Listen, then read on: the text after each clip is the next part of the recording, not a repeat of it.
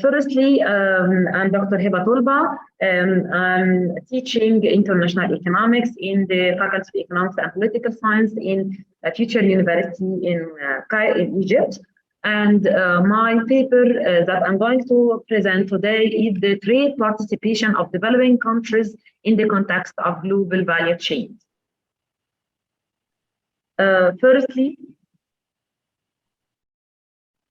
I would like to explain the main objectives of my study. This study aims to explore the phenomenon of global value chains, explaining the main role of participating in global value chains in the international trade and for participant nations, focusing on the developing countries. And also I'm going to explain how the developing and new industrial countries would get benefits through its participation in global value chains in some sectors. And I'm going to focus on a selected sector such as chemical industry, agriculture industry, and also vehicles and car production. Firstly, I would like to define the global value chain or global production network. It's a growing phenomenon of global production segmentation for the production process, tasks, and activities along a value chain that have become an important aspect in the international trade.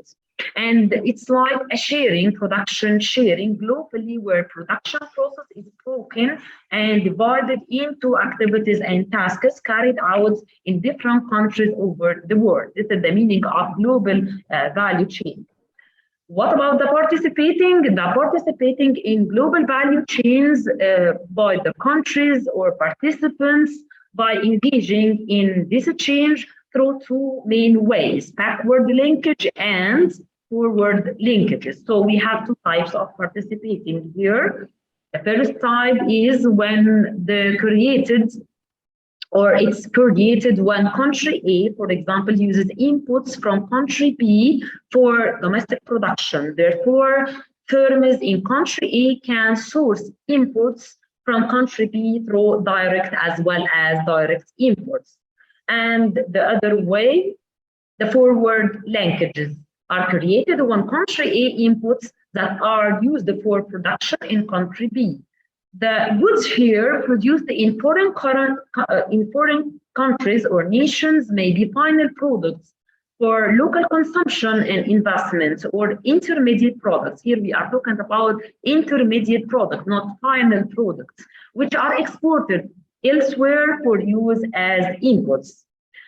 For example, China, which participates by nearly 80% of world production of ballpoint pens, but has had to import the open taps required for production from Japan, Germany, and Switzerland, the few countries that actually know how to properly produce pen taps. And therefore, upstream and downstream activities, we can divide the participation in global value chain according to the activities or tasks according to the stream. We have upstream activities, including primary inputs, intermediate inputs, and main product services, including also research and development, designing, and downstream activities are including the sales, marketing, the packaging, after-sales services, and so on. Out of this concept, we can give an explanatory example for the global value chain mechanism. As we can see on the screen now, we have 4 countries. They are interacting together through the value-added chain or global value chain to produce a final product. China here is starting by the intermediate goods exports.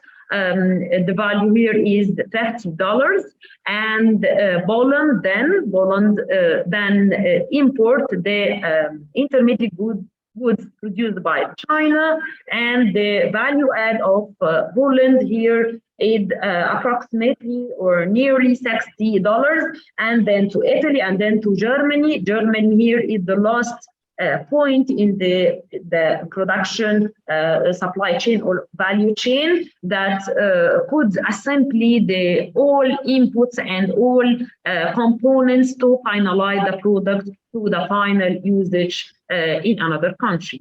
Also, we have an application of global value chain of Apple company. Here we have two countries, USA and China. They are integrated together.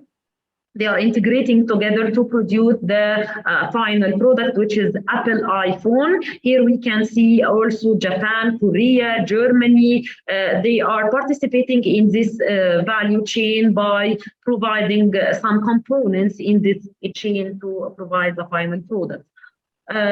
Also, we can say out of this that China is considered to be the factory of the world. What does it mean? It means that China can participate with a huge share in the global economy, especially in the global value chain. As we can see in this figure, China alone can produce over 70% of the global value chain in most industries over the world. Then rest of Asia, Europe, Middle East, America, and Africa. Does global value chain pave the path to development? This is the main question of the study here. We are trying to answer this question through the methodology of the paper. Global value chain are playing an increasingly important role in industrial strategies. Global value chain now represent a new path for development, especially for the developing nations and low-income, middle-income nations and new industrialized nations to overcome existing constraints and integrate into global value chain, providing access or network, global market penetration, knowledge and technology, decreasing also the international trade costs are among the major factors that have contributed to the recent global value chain expansion. And also we can boost our exports through global value chain networks. We have also another example applying the global value chain, Dell company. Here we can see more than 30 nations. They are interacting together through the global value chain of producing the laptop of Dell. Here we have more than 2 or maybe 3 countries. They are integrated together through this chain of electronics to produce the final product. It could be a final, it could be a component input in for the other country, such as China, India, and Malaysia. They are interacting together to produce only the power cord that is going to be exporting to another country, to China, for example, to assembly the components and parts to produce the final product of laptop. Selected industries. This study is selecting some industries such as agri-food industry, chemical industry, automotive industry, and also electronics to explain the mechanism of global value chain. Regarding the agri-food industry, is increasingly organized and structured across global value chain through producers of processed or semi-processed foods, commodities, including farmers and retailers, importers here and exporters also, regarding managing and organizing how agricultural products are grown and processed to vertical integration. Here we are talking about vertical integration of all producers at the different stages along the chain, which is necessary to ensure fulfilling these global standards.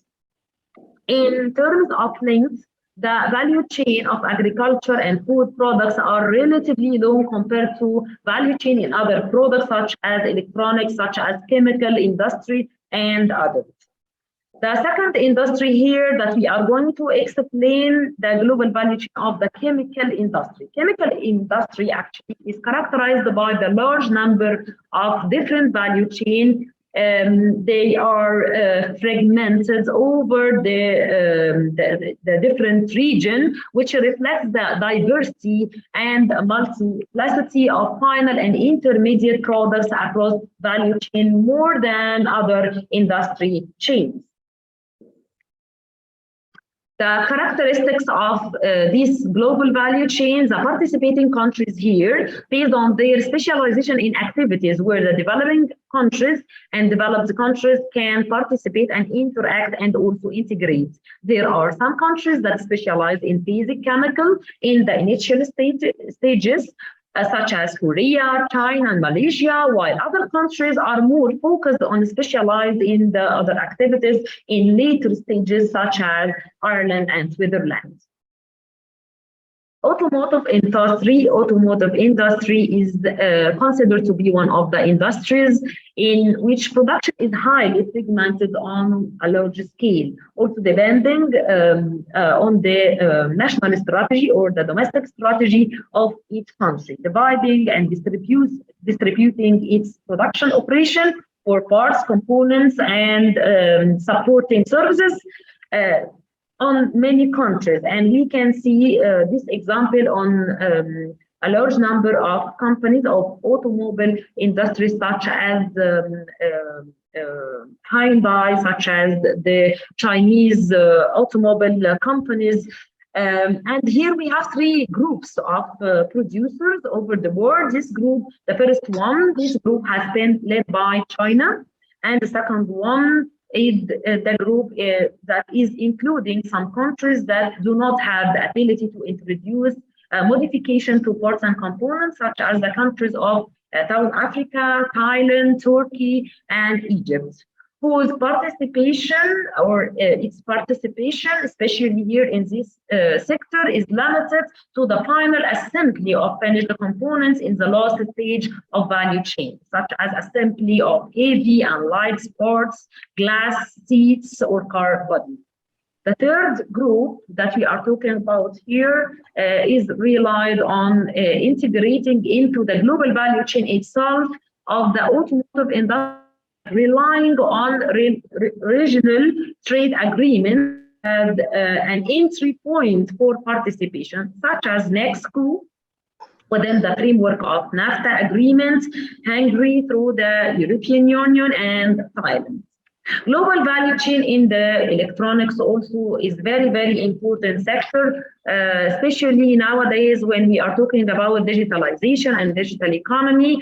And the most characteristics of this sector are, as we can see on the screen, standardized products, is to coordinate and to link between the different stages along the chain of electronics, and low transportation cost as well. Finding and results, the participation of some developing countries in value chains, according to our study, leads to a rise or increasing in the volume of its participation and also of its exports, especially in the intermediate exports in the components of international trade, whether goods and services through participation in international outsourcing services. Also, the participation in the global value chain, especially for the developing nation, could lead to an increase in the efficiency of human capital through participation in global production in accordance with the new technology and new applications.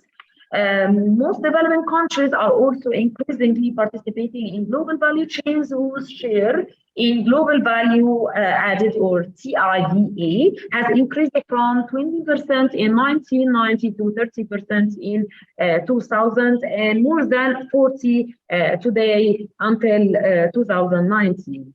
Thank you for your attention, and thank you for having me. Thank you.